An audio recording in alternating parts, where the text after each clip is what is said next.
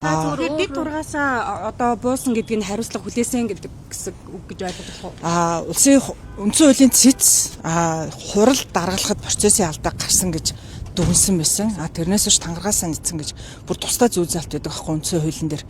Тэрний дагуу шийдвэр гаргаагүй. Тэгэхээр тэр нь гишүүнээс нь татах гэдэг үндэслэл болохгүй гэсэн. Тэр үндсэн хуулийн цэцийн дүгнэлтийн хүрээнд л улсын хурал арга хэмжээ авах ёстой. Нараас та өөрөө саналаараач гэдэг юм хүсэлтээ өгж чөлөөлөгдөх боломж байсан. Ер нь нэлээд хугацаа болсон. Би одоо уг нь ажиллаа өгөх гээд их удаан хүлээлээ.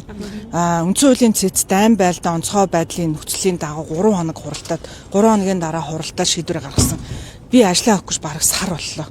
Би энэ хугацаанд асуудлыг мань шийдэж өгөөч ээ. Би одоо нэгэн цэцэн шийдвэр гарсан учраас би үүнийг бол хөлийн зөвшөөрнө гэдэг. Тэгээ та бүхэн санаж байгаа бол манай намын дэд даргын асуудал дээр ардсан нам хүртэл завсарлага авсан шүү дээ. Бид нэр улсын хурлын тухай хуулийн дагуу үндсэн хуулийн дагуу одоо ялсан намын хурлын дарга бүлгээсээ санал болгоод дахиад нэг дэд даргаа санал болгодог нь угаасаа энэ бол хуулийн дагуу болох процесс. Аль нэг нам хэнийгээ бүлгийн даргаараа хэнийгээ дэд даргаараа тавих вэ гэдэг бол тухайн намын улс төрийн бодлого.